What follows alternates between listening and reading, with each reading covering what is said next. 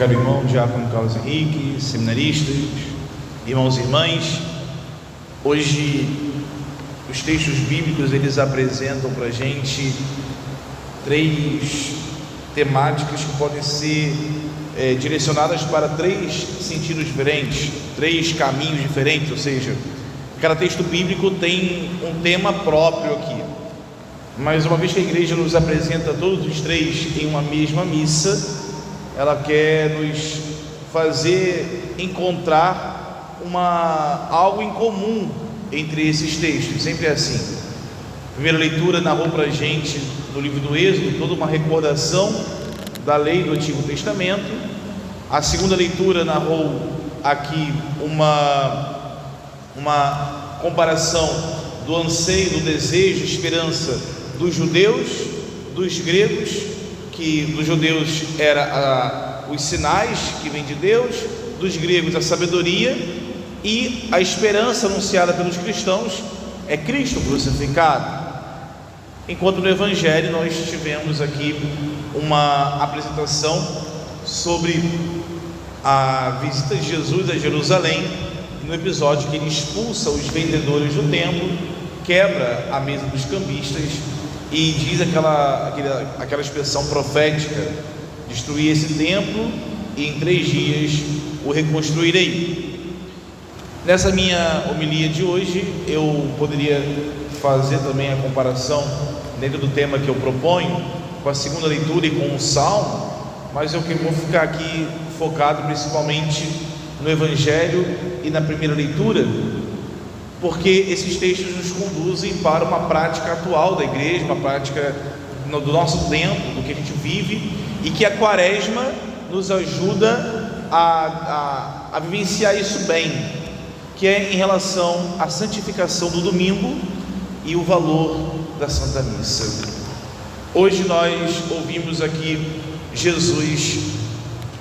o relato de que Jesus entrou no templo, e quando ele entra no templo, ele olha aquela mesa de cambistas. O que são os cambistas?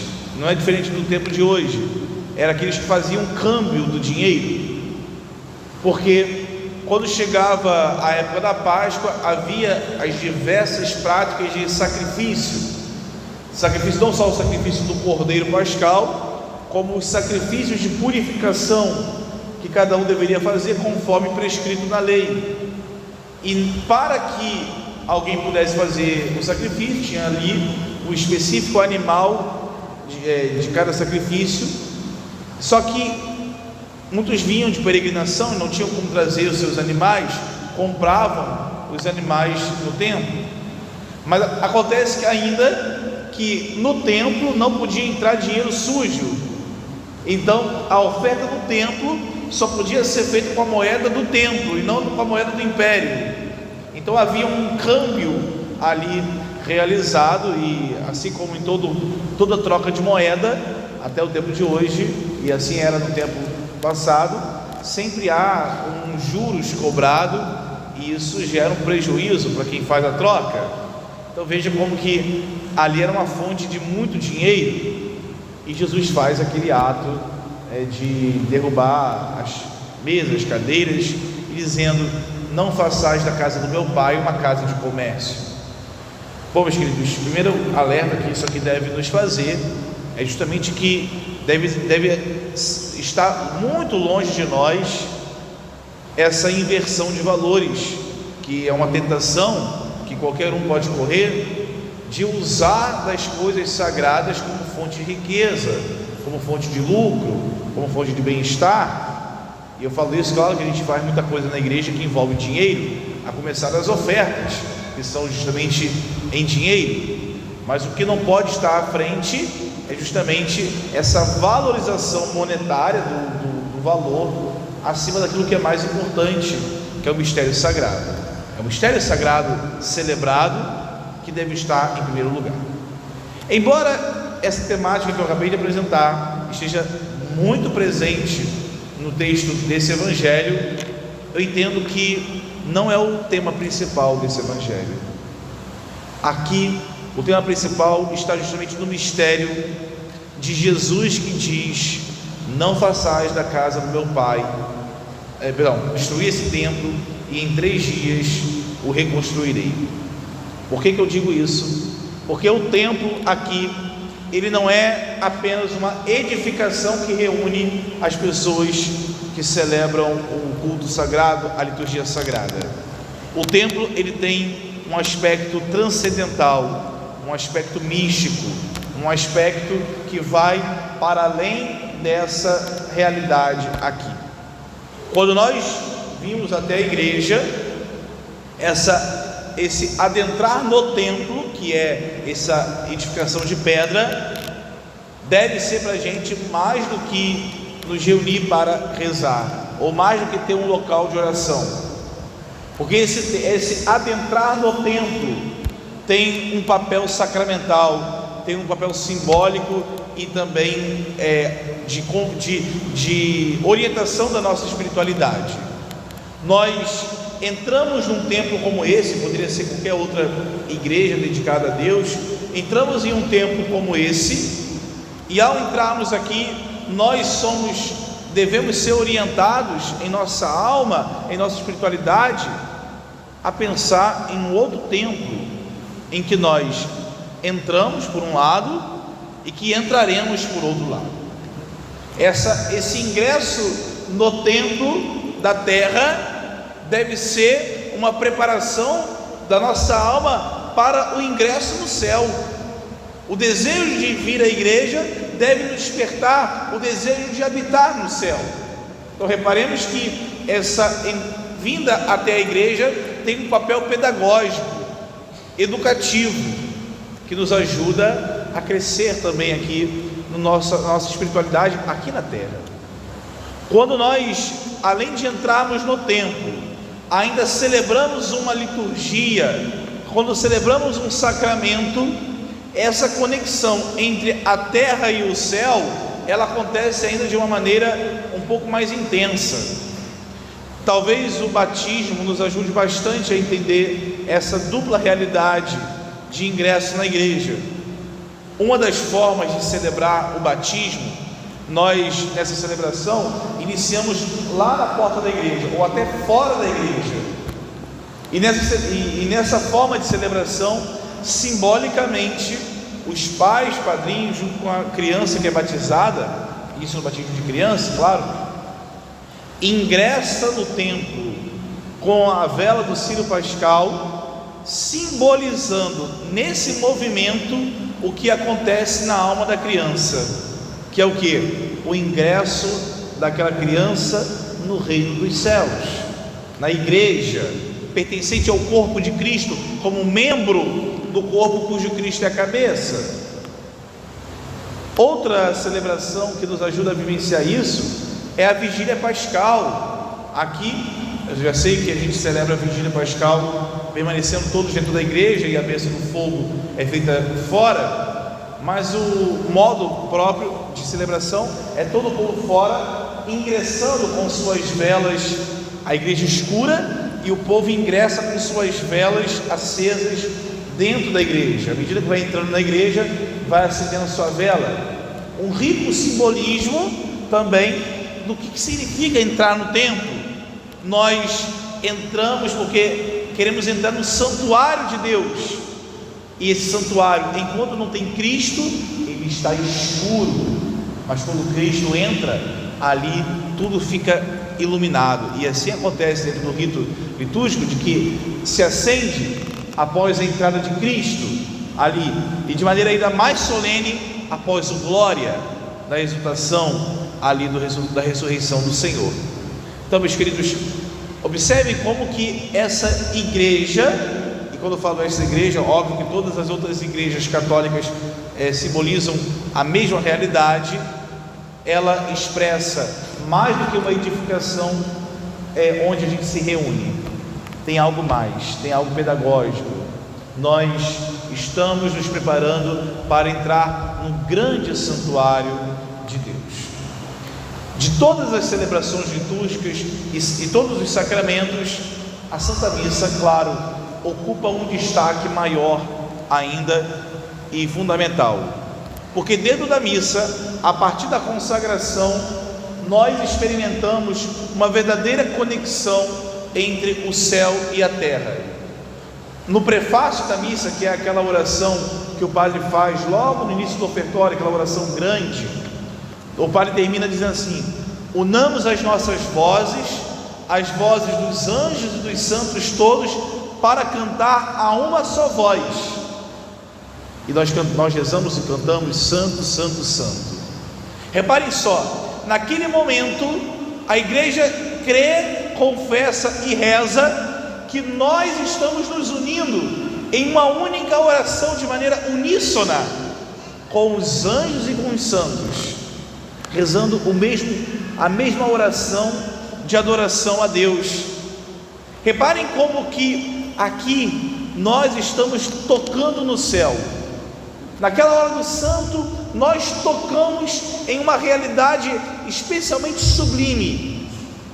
É aquilo que se canta no céu: Santo, Santo, Santo. Nós adoramos a Deus como os anjos e os santos o adoram.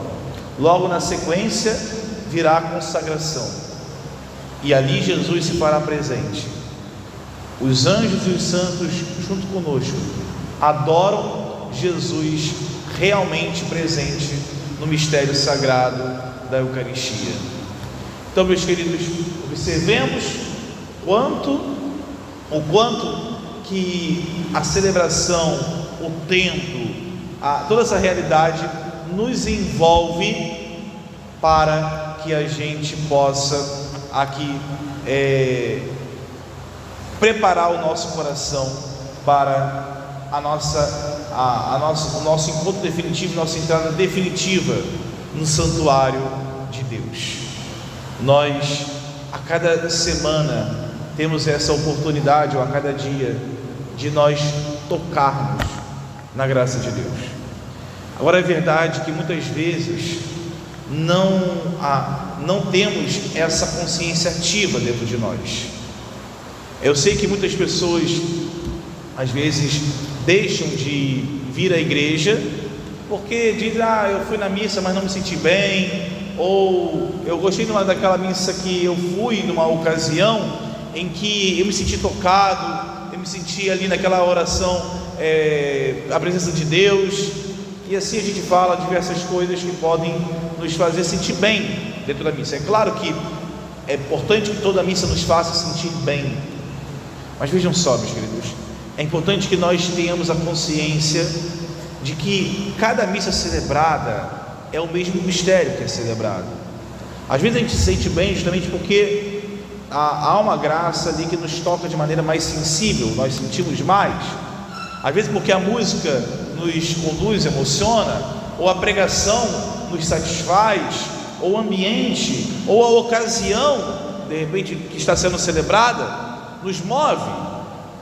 Mas quando nós não temos esse sentimento, não temos essa sensibilidade, não significa que a missa foi menos eficaz, não significa que esse mistério não está presente.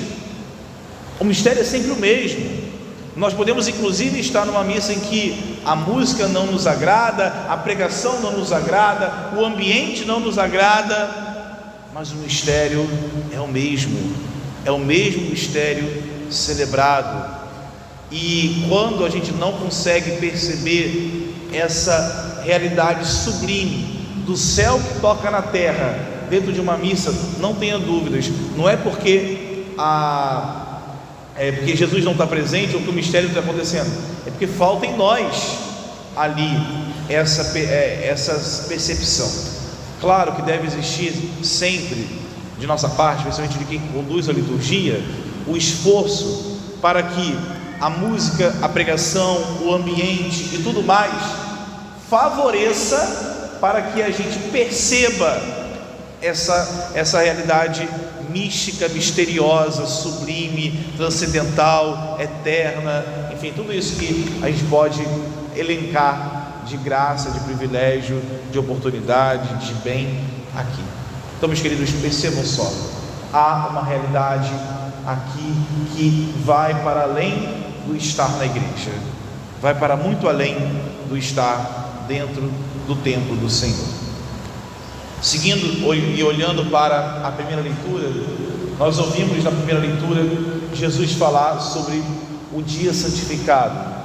No Antigo Testamento, o dia santificado era o sábado. Por quê? Porque Deus fizera toda a obra da criação em 6 dias e determinou que o sétimo Ele descansou, e assim toda a humanidade deveria descansar no 7º dia.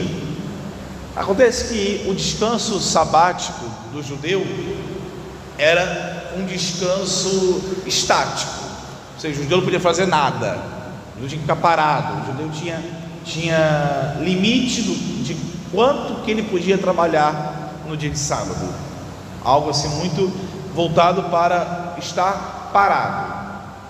E nosso Senhor Jesus Cristo, quando ressuscitou, logo orientou a igreja para que esse dia santificado não fosse mais o sábado, mas fosse o dia da ressurreição, o domingo. E assim, desde o início, a igreja vive o domingo como o dia do Senhor, dia santificado. E aqui é importante que a gente perceba a relevância e a importância do domingo. Nós obviamente santificamos o domingo com aquele maior culto de adoração que nós podemos prestar a Deus, que é a Santa Missa. Dentro da nossa programação do domingo, o que não pode faltar justamente é a Santa Missa, é a vivência da liturgia da Santa Missa, da Eucaristia, é que não pode estar em falta na nossa programação da Santa Missa. Não tem como a gente santificar o domingo com muitas coisas e faltar a missa. Mas eu fiz isso, eu fiz aquilo, mas se faltou a missa, faltou o mais importante da santificação do Senhor.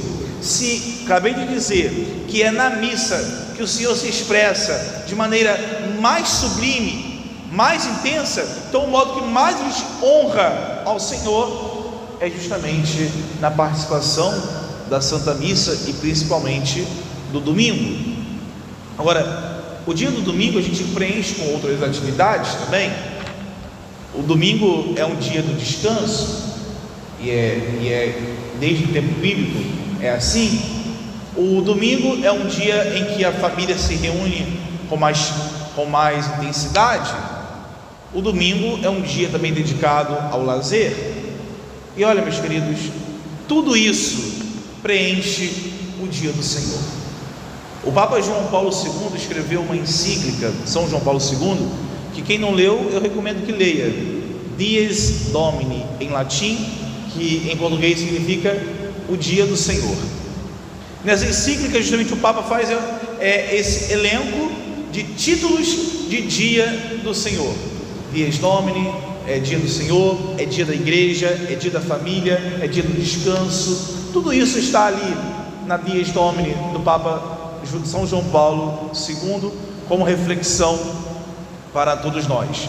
E observem só, todas essas celebrações de domingo, como dia de descanso, dia de lazer, dia da família, dia do Senhor, serve como também preparação para o dia que não haverá fim, que será a eternidade no céu com o Senhor.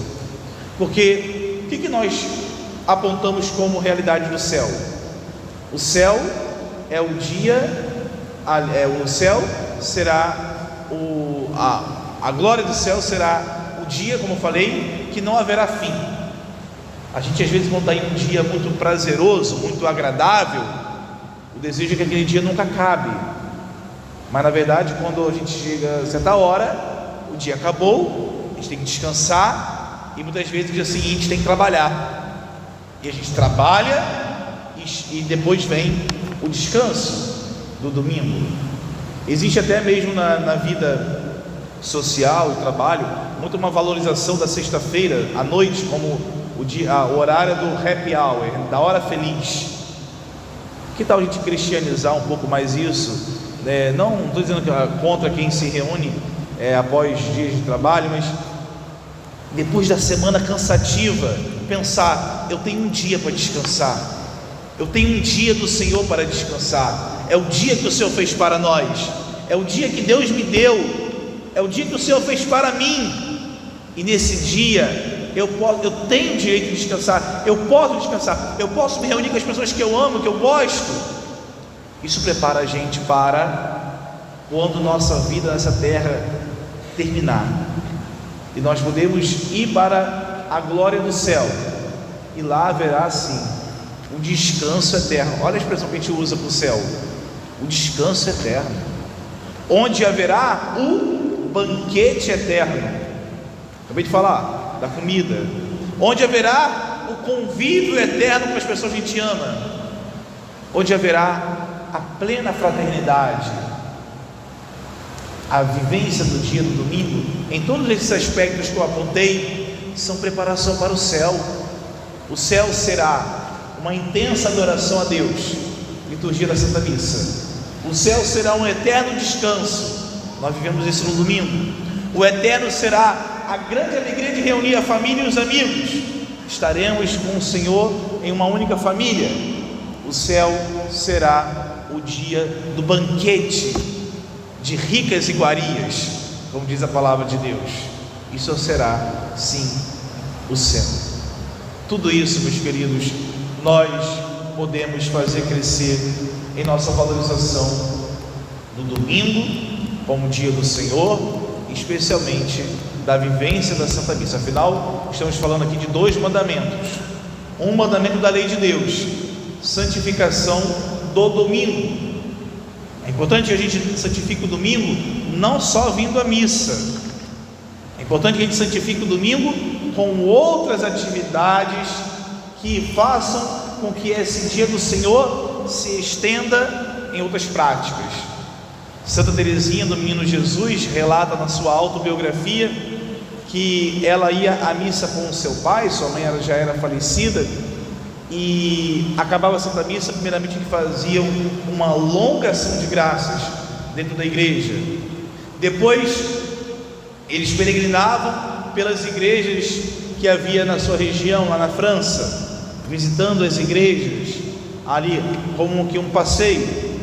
Depois iam para casa. Naquele dia o pai dela se dedicava às suas filhas, ali. Depois voltava para o trabalho no dia seguinte, e assim seguia a sua rotina e a sua atividade. Penso que nós precisamos crescer bastante na valorização do dia do Senhor como mandamento da lei de Deus, e na guarda do domingo, que é um mandamento da igreja. Isso aí que eu quero destacar, são 2 mandamentos. Um mandamento da lei da igreja: ouvir a missa inteira nos domingos e dias santos de guarda. Outro mandamento da lei de Deus: guardar domingos e festas. São 2 mandamentos que a gente vive quase que juntos, mas a gente não pode reduzir o mandamento da lei de Deus nesse mandamento da igreja, da missa. Pelo contrário, temos que estendê-lo a muito mais. O convite que eu quero fazer hoje nessa missa do 3º domingo da Quaresma é para que as nossas penitências possam nos ajudar a cumprir melhor esses 2 mandamentos. E aqui eu dou 2 direções, e cada um que possa se aplicar a si conforme a sua situação e a sua circunstância. Primeiro, para aquelas pessoas que que vez e outra acabam faltando com a missa, aquelas pessoas que não conseguem cumprir habitualmente, semanalmente, o seu preceito de ir à Santa Missa, de cumprir o dever de participar da missa inteira no domingo. Aqui primeiramente um estímulo: que a tua penitência te ajude a cumprir esse preceito. O que adianta a gente ficar um tempo sem comer alguma coisa, mas a gente não consegue cumprir um mandamento fundamental da vida cristã? Não pode. A nossa penitência então tem que nos ajudar a cumprir com nossas obrigações.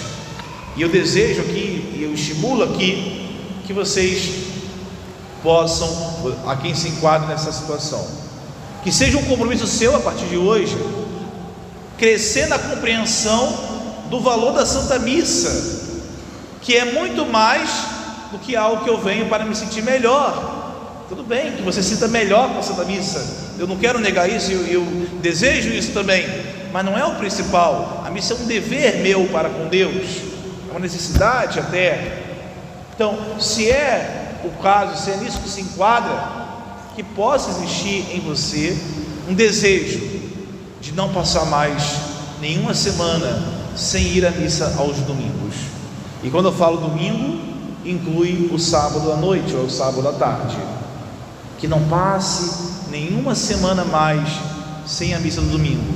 Nada se compara a esse momento tão sublime, que é muito mais do que uma obrigação cristã.